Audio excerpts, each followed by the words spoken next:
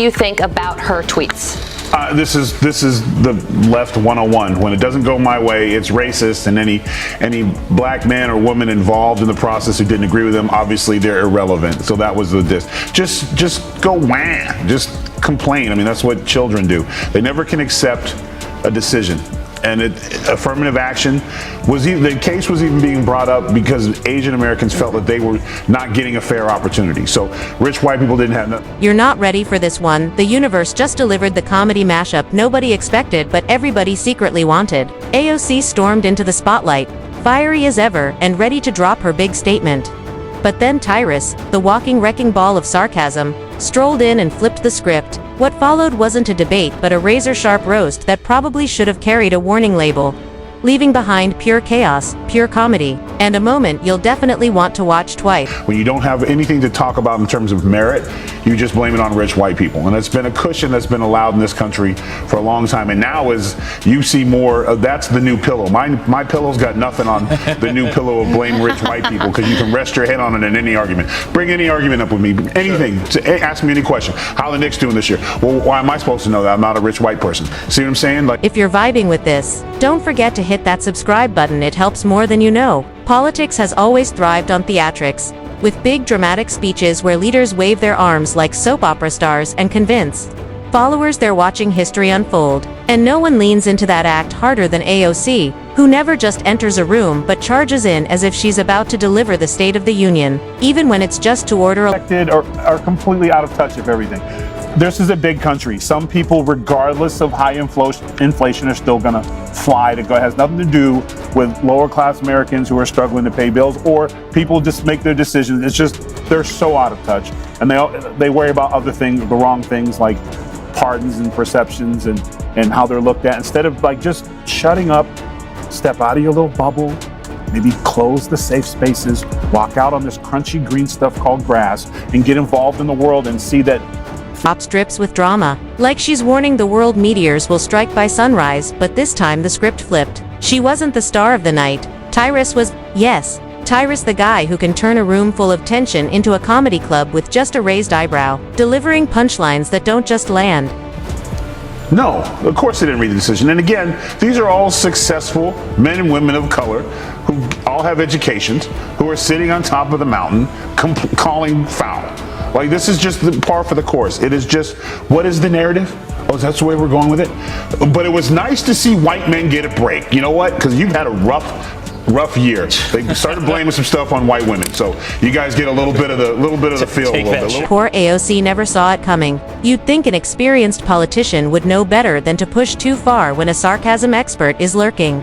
But not this time. She dove in with full confidence, convinced the crowd would leave motivated, impressed, and maybe even ready to see her face on the $10 bill, armed with stats, long pauses, and that trademark stare that screams, "I've solved humanity's puzzle, and only I can rescue you." Fastest, and we have fan mail, and I just can't listen to those Nate Silvers and these Saliza people. Just bites into this glorious show.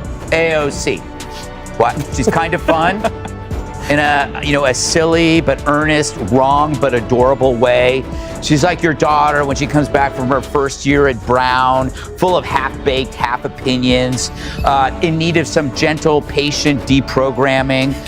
But people have to realize new faces doesn't mean new ideas. She shaped her talk like a Marvel origin story. Climate chaos, wealth gaps, and greedy companies painted in giant cinematic frames, with herself cast as the bold hero fighting shadowy villains in the dark. If you watched long enough, you could almost hear the Avengers theme swell as she lifted her hand on cue, hinting that fate had arrived. The audience, of course, offered polite claps, less from inspiration and more from the reflex of being in the room. It was the kind of applause that feels like people congratulating themselves for attending rather than truly enjoying. Still, AOC scanned the crowd as if she were soaking in a roaring ovation. But the problem with dramatic acts is that they set the perfect stage for humor. And that's where Tyrus shines. He doesn't need folders of figures, polished comparisons, or apocalyptic warnings to draw attention. His tool is sharper and simpler. Alexandria Ocasio-Cortez, she responded to this ruling on Twitter as well. She says if the Supreme Court was serious about their ridiculous color blindness claims, they would have abolished legacy admissions, aka affirmative action for the privileged. 70% of Harvard's legacy applicants are white. SCOTUS didn't touch that, which would have impacted them and their patrons. Does she have a point there? She used the word ludicrous. That was cool. That was new. But again, it's the same argument. No matter what you're doing, that it's all white people's fault, and it's just such a great talking point, to the point where it's just literally, if it was a dying horse, would say please stop. While AOC stacked line upon line, Tyrus sat poised to topple the whole Jenga tower with a single sharp joke. But before that moment hit, you had to notice the sheer effort AOC put into ruling the stage, leaning into the mic like it was her trusted ally, pacing with that weighty leader's stride, and pausing at perfect beats as if she were headlining a TED Talk. Each pause, of course, invited cheers, only to be met with that awkward half-clap that says, "We're not sure if you're finished, but here's some sound anyway." A vibe equal parts pity and smirk, like watching a friend attempt karaoke for the first time. The more she leaned into her drama, the more she set herself up for the punch of humor that was about to land. Introduced a fresh idea or issue in her life. The reason why she gets along with Bernie is because she's like an 80-year-old leftist in a used bookstore. I mean, she may look fresh, but she's as stale as an abandoned futon on the street. It's like, I listen to her, I go, I heard that at Berkeley in 1983.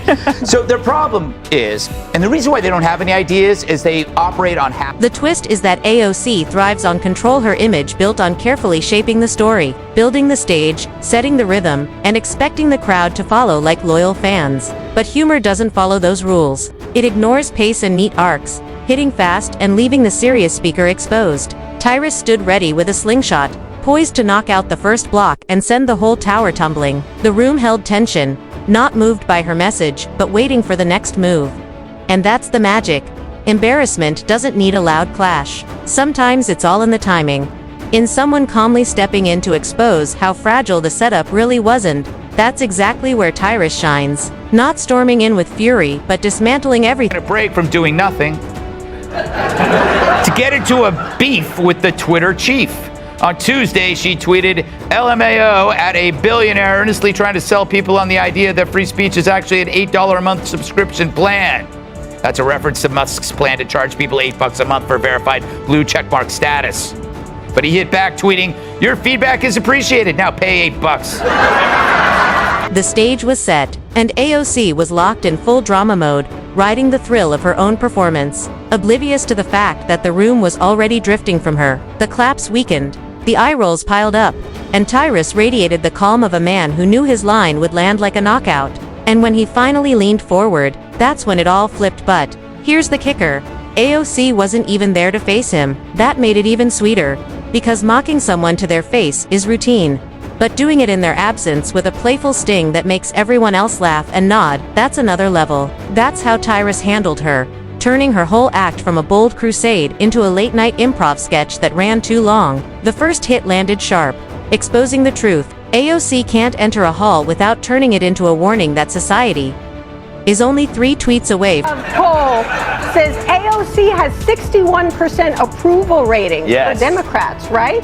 The highest of any Democrat unless they've been elected president. So if your new brand ambassador is going to be AOC, then I think it's more than just... Tyrus joked that she probably practices in the mirror before brushing her teeth, arms flailing, numbers flying, while her toothbrush looks on in fear, draining every ounce of her dramatic stage power. Then he targeted her love for metaphors, mocking how AOC can't resist turning every problem into a world-ending disaster.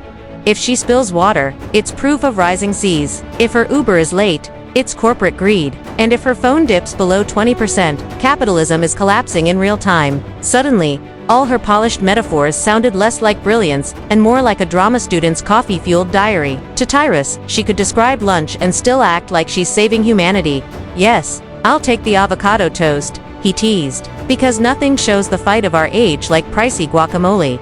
What makes Tyrus so lethal in this roast is that he doesn't need wild claims, he simply takes her tone, quirks and non-stop urge to turn everyday life into protest and shines a spotlight on it, instantly turning the weight of her drama into pure comedy. They're not meant for you, right? But then you have to ask, okay, then what is this debt forgiveness? Who is it meant for? And when you look at the data, it's upper, white, middle class, liberal women. This ain't welfare, right? These are well-to-do people. It's a bribe for Democrats on the backs of plumbers, truckers, and everyone else who actually does a real job, unlike me. AOC is the symbol of the entitled sponge. She complains about student loan. What once seemed like leadership now reads as pure drama, and once you see it, you can't unsee it. Tyrus kept firing at her online life too, poking fun at how AOC treats Twitter like her personal White House podium, joking that if Wi-Fi ever crashed in DC, she'd declare it the greatest strike on democracy in modern times. He painted a picture of her madly typing in all caps about a nationwide conspiracy because her Instagram live froze, instantly deflating the force of her points under the weight of absurdity. It was like a comic describing a quirky neighbor, except this neighbor happens to be a famous congresswoman. Then he hit the sharpest angle, the gap between AOC's nonstop alarms and her actual lifestyle, because nothing screams the earth is burning quite like posing for cameras in a designer dress. He owns a French bulldog. Thanks to Cat Temp, I know everything about French bulldogs. And one thing I know, I got a French bulldog. They are so expensive. They're more expensive than any college tuition. That you got to take care of them. They're adorable dogs. But she owns a Tesla and she owns a French bulldog, and she wants you or your dad, the electrician, to forgive her student loan. That's BS. Turn in the Tesla. Sell the dog. Tyrus pointed out that for someone who calls capitalism the villain, she sure knows how to cash in on it, a punch that stung because it was so obvious, the sarcasm almost delivering itself. Perhaps the sharpest line came when he said, listening to her was like being stuck in a lecture hall where the teacher lost the syllabus but won't stop talking. You don't know where it began, you don't know where it's going, and yet you're told to take notes. It perfectly summed up her act: loud, wandering, and exhausting. And the kicker, she wasn't even there to respond, giving Tyrus room to stretch, joke, and twist the blade. With no quick comeback, every line hung longer, cutting deeper. He didn't need debate tricks or counterpoints. His wit alone was more than enough. First of all, I mean, $80 per theater. I mean, I made $80 in a theater, and there wasn't even a movie playing. Wow. What do you mean? I don't know. You know, it's no surprise. Who would go see a movie that's the opposite of entertaining? There's nothing entertaining about that. Michael Moore's colonoscopy is more entertaining than that because there's probably more twists. But it does show you how great it is to be a progressive in a liberal biased culture. She really doesn't do her job, right? She makes movies, she goes to galas, she sits for glossy butt-kissing interviews in GQ and other women. The time he wrapped up, the image of AOC as an untouchable force had completely shifted into something more like a comedy sketch. Every dramatic pose, every grand metaphor, every dire warning about the planet's doom became fuel for non-stop punchlines. And the sting wasn't in her being called out or trapped. It was in how her carefully crafted brand had been flipped entirely.